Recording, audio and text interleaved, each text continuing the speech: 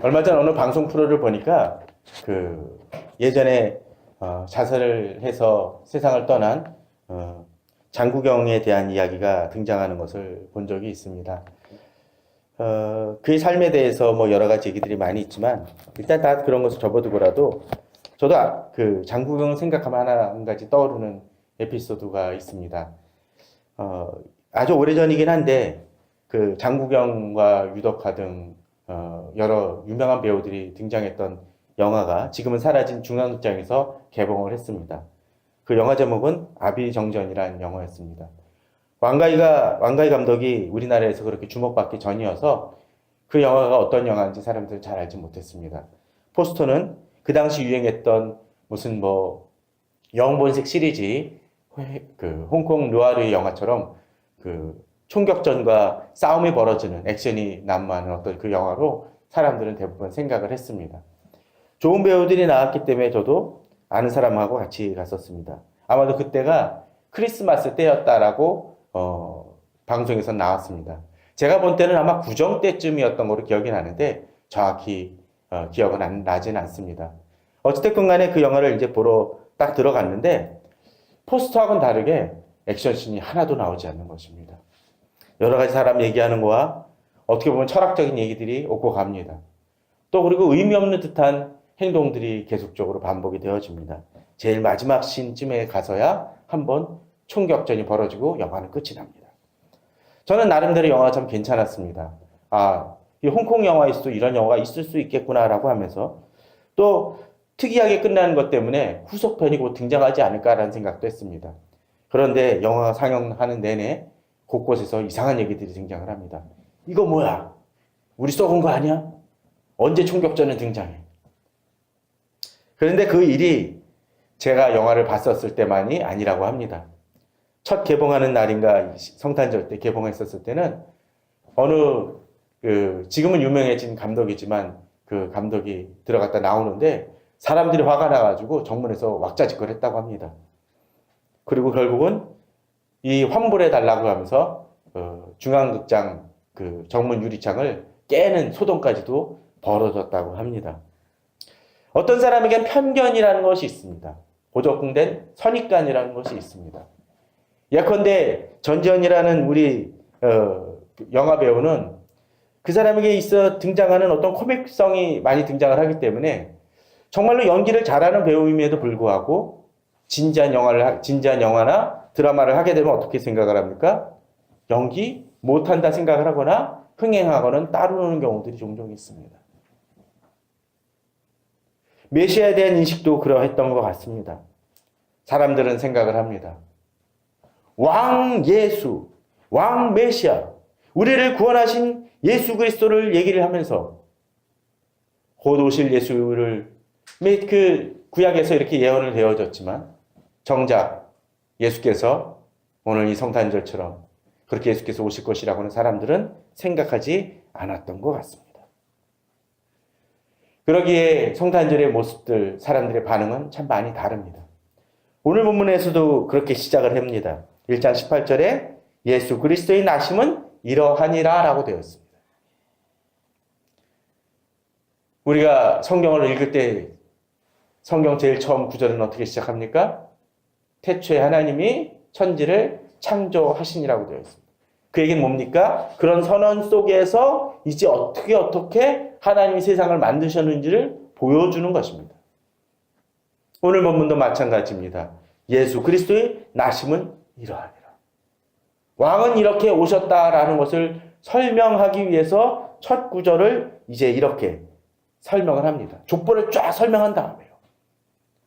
그런데 예수 그리스도의 나심은 이러하니라 했는데 그 내용은 좀 엉뚱하게 시작이 되어집니다. 어떻게 시작이 되어지나요? 예수 그리스도의 나심은 이러하니라 라고 나온 다음에 어떻게 되어 있나요? 그의 어머니 마리아가 요셉과 약혼하고 동거하기 전에 잉태된 것이 나타났다라고 되어 있습니다. 그런데 이 구절은 어떻습니까? 우리들의 상식을 많이 깹니다. 요셉과 약혼했어요? 사실 요새는 그 사람들이 너무 지나쳐 나가가지고 결혼도 하기 전에 아기 갖는 것이 당연한 것처럼 얘기를 합니다. 그리스도인은 그런 모습들을 본받아서는 안 되겠지만 그런 세대의 풍조입니다. 그러나 그 당시는 안 그랬다라는 것이죠. 동거하기 전에 그 얘기는 뭡니까? 바로 요셉과 결혼하기 전에 아기를 가졌으니까 뭡니까? 요셉의 자식은 아니라는 것입니다. 일종의 막장 드라마 같습니다. 약혼했는데 딴 사람의 애를 뱉다라니 이게 말이 되는 얘기입니까? 세상적으로만 봤을 때는 답답하고 힘든 일입니다. 어떤 때는 수치스러운 일입니다. 그런 일들이 발생하고 있습니다. 그런데 세상적으로는 그렇게 바라보는 일이지만 오늘 본문은 그것이 끝이 아님을 얘기해 줍니다. 무엇입니까? 그러한 모든 일들이 성령으로 이루어졌다라는 것입니다. 성령 하나님께서 잉태시키셨다라는 얘기죠. 같아 보이는 사건이지만 어떻습니까? 전혀 다른 의미로서 우리에게 다가옵니다. 세상적으로는 불륜과 이상한 어떤 막장 드라마 같은 그런 모습들이었지만 이 모든 일들을 이루시는 이분이 바로 성령 하나님이심이 등장을 하니까 얘기는 이제 홀리해져 버리는 것입니다. 앞서 이야기 들었던 아비정정 같은 영화도 그러했습니다. 사람들이 보기에는 액션을 기대하며 나아갔지만 그것이 예술 영화인 것을 나중에서 깨닫고 지금에야 아주 평가가 달라지고 있죠. 물론 저는 아비정정과 이 성탄절을 같이 동급으로 생각할 생각은 전혀 없습니다. 한 가지 예를 들었을 뿐입니다. 이 시대도 마찬가지인 것 같습니다. 예수 그리스도의 나심은 이러하니라고 선포를 했었을 때 사람들은 기대할 것입니다. 그래, 성탄절, 메시아 어떻게 오시는 거지? 그러나 그 속에 전개되는 이야기를 들으며 사람들은 실망합니다. 아니, 이렇게 벌어진다라고? 아니야. 우리가 기대하는 예수 그리스도는 그런 게 아니야 라고 얘기합니다. 그러나 그들이 아무리 이야기한다 할지라도 하나님이 이루신 일들은 그것이 아니었다라는 것이죠. 이 시대 성탄절의 모습을 바라보십시오. 참 답답합니다.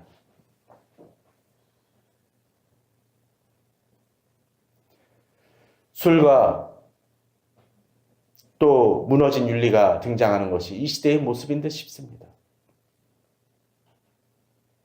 예전에 교회를 다니다가 안 다니는 그 사람들도 성탄절은 즐깁니다. 단지 교회가 아닐 뿐이죠. 세상 사람들도 마찬가지입니다. 제가 예전에 그런 얘기를 한번 들었을 것입니다. 메리 크리스마스라고 보내게 되면 사람들이 분노하는 사람들이 생겨나는 시대가 되어졌다고요. 다르게 바꿔 얘기합니다. 왜?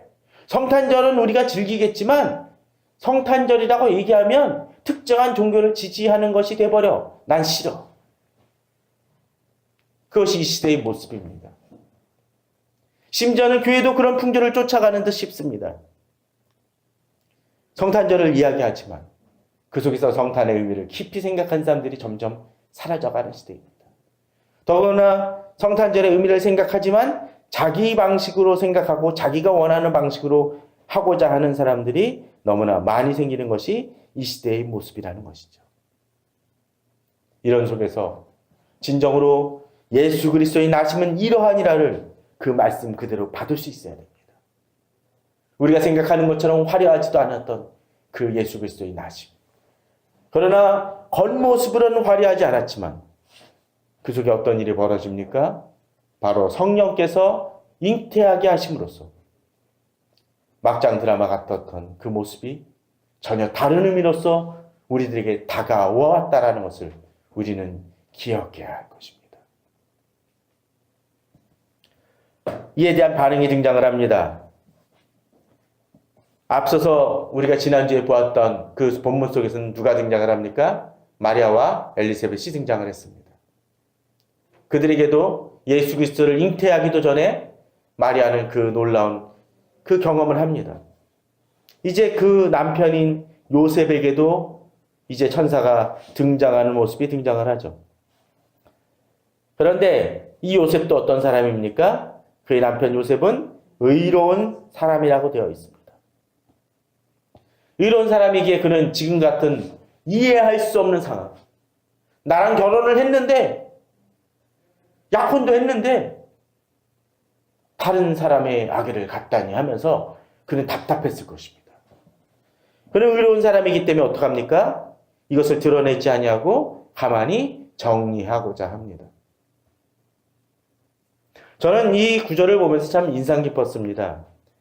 요셉은 의로운 사람이라. 의롭기 때문에 어떻게 할 수 있을까요? 내가 잘못한 게 아니니까 이거는 분명히 처벌을 받아야 돼. 심판을 받아야 돼. 비난받을 일이야 하면서 마리아를 법정에 세울 수도 있었을지 모릅니다. 왜? 나는 의로우니까. 내가 왜 덤탱이를 써야 돼? 그럴 이유가 없어. 내 의로움을 위해서도 이건 처벌해야 돼 라고 얘기했을 수도 있을 것입니다. 그런데 요셉은 어떻게 합니까? 그를 드러내지 아니하고 가만히 끊고자 합니다. 이 시대는 이런 사랑이 많이 사라진 시대인 것 같습니다. 어떤 사람이 잘못하면 어떡합니까? 그 사람을 처벌하기 위해서, 비난하기 위해서 몽둥이와 돌은 많이 듭니다. 그러나 정작 그렇게 실패하고 넘어진 사람에 대해서 품고자 하는 사람들은 적은 시대입니다. 심지어 교회에서도 그렇습니다. 사랑이 많다 하면서도 그것을 보지 않습니다. 쉽게 비난하고 처벌합니다. 전 이 부분이 회복이 되어지면 교회가 많이 달라질 것이라고 생각이 되었습니다. 의로운 사람이지만 사랑과 배려와 용납이 있기 때문에 오히려 사람을 치유하고자 하는 대로 힘쓸 수 있다는 것이죠. 그런 사람이기에 이제 예수 그리스도의 아버지로서 적당하게 구비되어진 것일 것입니다. 하나님의 사람으로 구비되어질 때 하나님은 임재하시며 우리들에게 말씀하십니다. 세상은 혼란스럽고 호적조사로 여러 군데 사람들이 몰려다니며 혼란스러울 때 마리아와 이 요셉에게 예수 그리스도께서 나실 수 있었던 것은 그들이 준비되어진 사람이라는 것을 보여줍니다. 이 성탄절 우리들은 지금 어떤 모습으로 주님 앞에 서 있습니까? 저는 우리 성도님들이 바로 마리아와 요셉 같은 의로운 사람이고 성령 충만한 사람이기를 원합니다. 또한 저 자신도 그러길 원합니다. 그런데 오늘 본문 속에서는 이제 그 차원을 넘어서라고 얘기합니다. 이제 이 일을 생각하면서 정리를 하려고 계획하고 있을 때였습니다. 이 외에는 길이 없겠다, 이것이만이 최선이다라고 생각하고 있을 때입니다. 그런데 꿈을 꿉니다. 그 속에서 누가 나타납니까? 주의 사자가 현몽하여 이르되. 요셉 차원에서는 이게 최고다라고 정리하는 그 상황 속에서 하나님은 그 이상을 그 이상으로 나아가도록 이제 이끄십니다. 우리가 그럴 때가 있는 것 같습니다. 하나님의 관점 속에서 내가 생각하기에는, 내가 고민하며 계획하기에는 이것이 최선이고 그 사람을 배려하고 나도 많이 양보한 것이다라고 생각하면서 계획을 세울 때 하나님은 그 이상으로 나아가기를 원하실 때가 있다는 것이죠. 주의 사자가 현명하여 이르되 다윗의 자손 요셉아 내 아내 마리아 데려오기를 무서워하지 말라. 이 얘기를 들었을 때 요셉은 답답했을 것입니다. 그 얘기는 어떤 차원입니까? 만약에 요셉이 데려오면서 혹시나 이렇게 얘기했다고 쳐봅시다. 이거 내가 데려왔는데, 그리고 원래 우리가 결혼했으니까 이 9개월 만에 아기를 낳아야 되는데 얘는 5개월, 4개월 만에 낳았어. 근데 이 얘기는 나 정말 결백해. 그냥 내 얘기 아니야. 라고 변명하고 싶은 것이 의로운 사람 입장 속에서는 그럴 수 있습니다. 그렇지 않습니까? 정의 따지는 사람은 자기 손에 하나도 안 봐요. 그러나 이 마리아를 데려온다는 건 뭡니까? 자기 아이로 인정하겠다는 얘기입니다. 성령으로 잉태됐다라고 얘기했었을 때 누가 믿을 수 있겠습니까? 그 현실을 안고 살아가겠다라는 이제 결단이 수반되어져야 된다는 것이죠. 천사도 얘기를 합니다. 이에게 잉태된 자는 성령으로 된 것이라. 곧 이 얘기는 무엇입니까? 요셉이 가질 수 있었던 의심은 털어낼 수가 있습니다. 그러나 그것을 털어낸다고 해서 그 현실이 바뀝니까? 안 바뀝니다. 그 상태는 그냥 요셉이 끌어안고 가야 됩니다.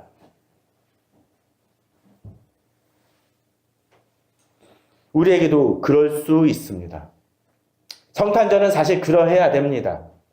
세상이 어떻게 전개되어지건 간에, 세상이 성탄절을 어떻게 바라보건 간에, 지금 현대교회들이 대부분 어떻게 성탄절을 이해하고 성탄 축제를 하는 그 상황 속에서 성탄의 의미가 무엇인지 생각하고 그것이 남들이 여기건 안 여긴 간에 그것을 붙들고 성탄의 의미를 고민하며 나아가야 될 것이 우리의 이 시대의 짐일지도 모릅니다. 저는 가끔씩 좀 답답합니다. 성탄 행사를 할 때마다 또 주일학교 아이들을 데리고 어떤 행사를 할 때마다 전 그 고민을 참 많이 했습니다. 이것이 그냥 어른들에게 잘 보이고 좀 특이해서 남들에게 주목받고 칭찬받는 그런 행사가 되지 않기를 바랬습니다. 그것은 쉽습니다. 솔직히 그런 재능이 저에게 전혀 없다고는 보지 않습니다. 할만했습니다. 여러 가지 방법들도 사용을 했습니다. 그러나 성경의 본질과 성탄의 의미를 가린다면 그것을 멈춰야 돼요. 이 시대 교회가 많이 그걸 잊곤 합니다. 설교는 그게 되어질지 모르지만 정작 성탄 행사에선 예수 그리스도가 존재하지 않거나 탄생의 의미와는 무관한 경우들이 너무나 많이 있다는 것이죠. 저는 그것을 돌아볼 수 있는 이 성탄이 되길 바랍니다. 이 일을 생각할 때, 내가 생각해 이것이 최선이라고 생각할 때, 진정 성탄의 의미를 생각하며 마리아 데려오기를 무서워하지 말고 성령을 잉태된 그 사실을 그대로 받아들이며 이 모든 짐을 끌어안고자 하는 결단이 우리에게도 있어야 된다는 것입니다. 이 의미는 어떠했습니까? 아들을 낳으리니 이름을 예수라 하라. 이 얘기는 뭡니까? 내가 정한 방식으로 이 아이를 키우는 것이 아니라는 것입니다. 또 어떠했습니까?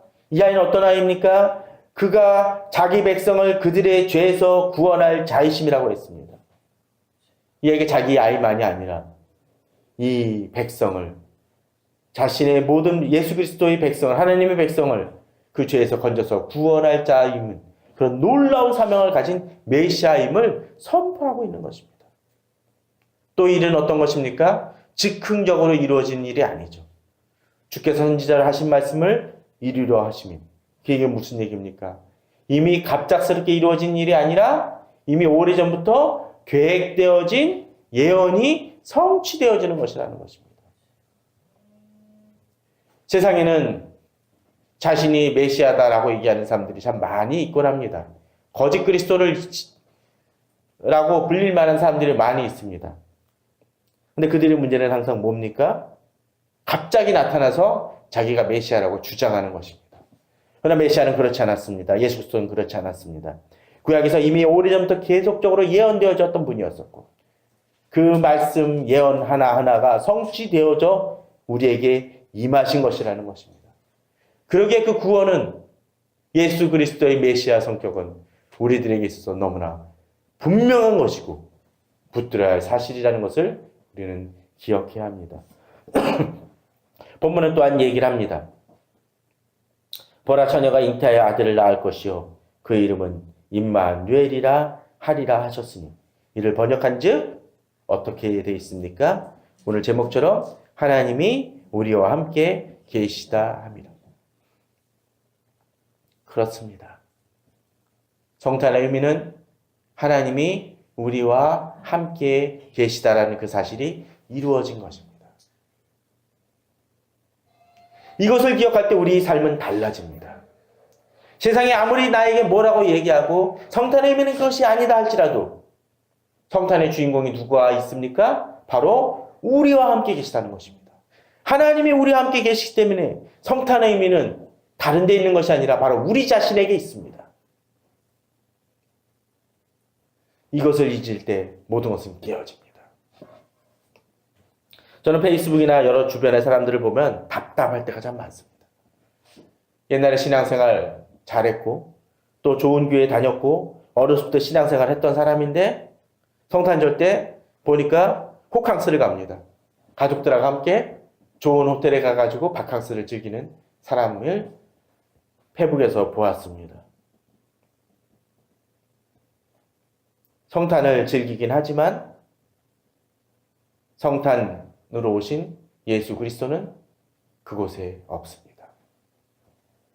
여러 가지 성탄에 대해서 이야기를 하고 교회에 대해서 비난을 하지만 또 정작 예수 그리스도는 그곳에 없는 사람들을 보게 됩니다. 또 교회에서 찬양과 여러 가지 행사는 있지만 정작 그런 바쁜 일들 때문에 주일학교 아이들이 예수 그리스도를 바라보게 하는 것을 주지시키는 데는 실패할 때가 있습니다. 본문은 얘기합니다. 임마누엘이라 하리라 하셨으니 이를 번역한즉 하나님이 우리와 함께 계시다. 이것을 붙드시는 우리 성도님들 되기를 바랍니다. 그것을 잊는다면 하는 우리에게 아무 의미가 없습니다. 이것을 붙들 수 있을 때만이 우리에게 이 성탄은 가치가 있습니다.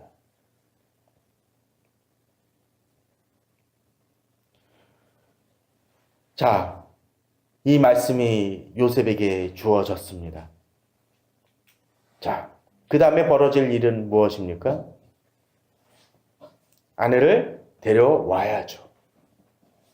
꿈을 꾸는 것은 누구나 할 수 있을지 모릅니다. 아니, 꿈을 꾸는 것 자체도 은혜죠. 그러나 그 다음이 중요합니다. 계속 잠에서 머물러 있다라면 그 사람에게는 그 꿈과 예언은 아무 의미가 없습니다. 본문은 얘기합니다.